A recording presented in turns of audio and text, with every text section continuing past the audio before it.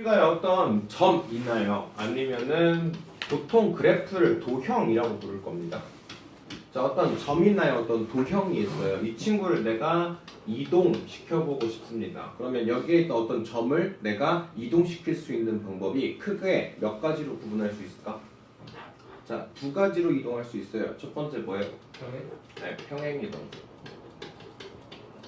그리고 두 번째 대칭이동. 됐습니까? 네. 그러니까 어떤 점을 가지고는 아니면 어떤 그래프를 가지고 어떤 점에 대해서 또는 도형에 대해서 평행이동을 시키거나 아니면 대칭이동을 시킬 겁니다. 자, 우리가 늘 봤던 것처럼 어떤 일차 함수를 줘봅시다. 자, 여기에는 이 일차 함수를 x축에 대해서 평행이동 시킨다는 건 여기에는 이 친구를 x축으로 다 이만큼 이동시키겠다. y축으로 평행이동 시키겠다는 건 이 친구를 다 y축으로 평행이동 시키겠다. 이 소리거든요. 그러면 만약에 x축과 y축이 존재해서요. 여기에는 이 친구를 x축에 대해서 대칭이동 시킨다는 건 여기에는 이 그래프가 되겠죠. 맞아요. 그리고 여기에는 이 파란 그래프를 y축으로 대칭이동 시킨다는 건 이렇게 될 겁니다. 그러면 여기에는 이 1차 함수가 내가 대칭이동 시켰을 때 평행이동 시켰을 때 어떤 그래프로 바뀌게 될지에 대해서 도형의 평행이동, 도형의 대칭이동에 대해서 좀 이야기해 볼 거고요. 그 다음 점을 똑같이 평행이동 시켰을 때 맞죠? 자, 어떤 점이 있어요.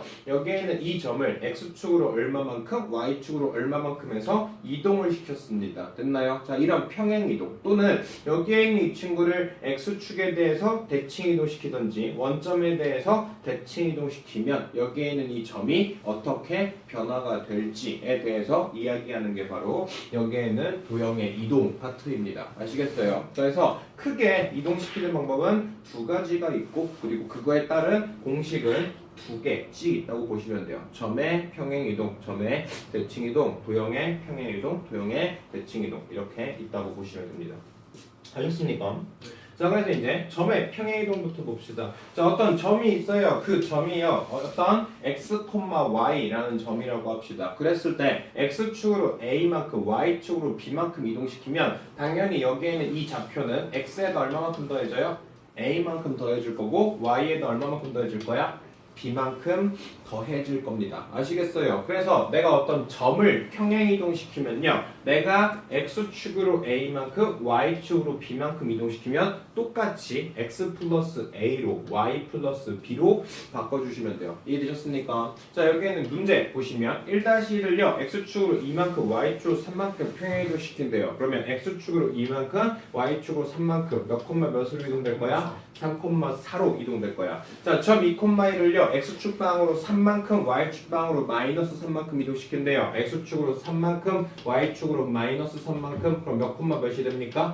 5콤마 마이너스 2가 되겠죠. 그래서 점의 평행이동은요. 그대로 그냥 넣어서 계산해 준다고 생각하시면 돼요. 됐습니까? 자, 그 다음 도형의 평행이동을 볼 겁니다. 자, 어떤 그래프, 어떤 함수가 있습니다. 그 함수를 가지고 어떤 도형을 x축으로 y축으로 평행이동 시켜보고 싶어요. 됐습니까? 자, 그러면 우리가요. y는 ax의 제곱. 자, 얘가 2차 함수의 기본형이었습니다. 여기에는 이 기본형을요. 우리가 표준형으로 바꿉시다. x축으로 얼마만큼? p만큼, y축으로 얼마만큼? q만큼 평행이동 시키면 이때의 그래프는 뭐가 돼요? y는 a의 x-p제곱 플러스 q가 되거든요. 그럼 여기에 있는 q를 이쪽으로 옮기면 y-q는 a의 x-p제곱 이 형태가 되거든요. 그러면 x축으로 p만큼 이동시켰으니까 x 대신 뭐가 들어갔어요? x-p가 들어갔어요. 맞습니까? 그리고 y축으로 얼마만큼 평행이동 시켰습니까? q만큼 평행이동 시켰거든요. 그러니까 y 대신 얼마가 들어갔어요? y-q가 들어갔어요. 이해되셨습니까? 그러니까 점을 이동시킬 때는요. 내가 x축으로 p만큼 y축으로 q만큼 이동시키면 플러스 q 플러스 p 이렇게 똑같이 이동되는데요. 도형을 이동시킬 때는 x 대신 뭐가 들어가야 된다? x-p가 y 대신 뭐가 들어가야 된다?